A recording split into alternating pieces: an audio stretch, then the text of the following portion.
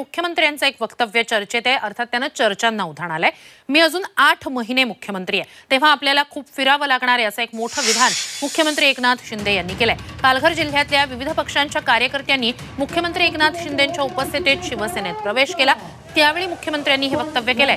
शिवसेना आमदार अपात्रता निकाल येत्या काही दिवसांमध्येच येणार आहे। विधानसभा अध्यक्षांकडून हा निकाल येणार आहे आणि त्या पार्श्वभूमीवरच मुख्यमंत्र्यांनी केलेल्या या वक्तव्याची राजकीय वर्तुळात चांगलीच चर्चा रंगली आहे। तर अजून मुख्यमंत्री पद नेमण्याची संविधानानं तरतूद केली नाही, असा टोला ठाकरे गटाचे खासदार संजय राऊत यांनी लगावलाय।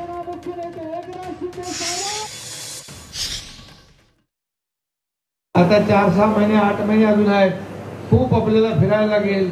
तुझे वडील पूर्ण जिल्हा पालथा घालत होते, आज वडिलांची पुण्याई आपल्या सगळ्यांचं जे काही सहकार्य आहे आणि म्हणून आपल्या पालघर मधल्या प्रत्येक माणसाला न्याय कैसा मिले। अमृत नोनी आर्थो प्लस, ये एक प्रूवन फॉर्मूला है। इसमें मौजूद नोनी फल के गुण और आयुर्वेदिक जड़ी बूटियां शरीर को जरूरी पोषक तत्व देने के साथ साथ हड्डियों और जोड़ों के घिसने, उनमें होने वाले सूजन और दर्द को रोकने में मदद करता है। दर्द मुक्त जीवन के लिए अमृत नोनी आर्थो प्लस। यासाठी आपण सगळेजण काम करूया। अजून मुख्यमंत्री पद नेमण्याची आपल्याकडे संविधानाने तरतूद केलेली नाही। 10 जानेवारीला काय निकाल लागतो याकडे अख्ख्या देशाचं लक्ष आहे।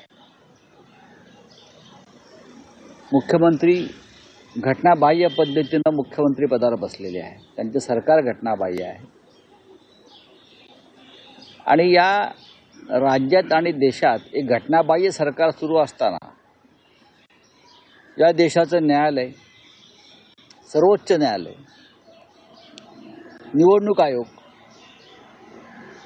हे या घटनाबाह्य सरकारला अप्रत्यक्षपणे पाठबळ देतात।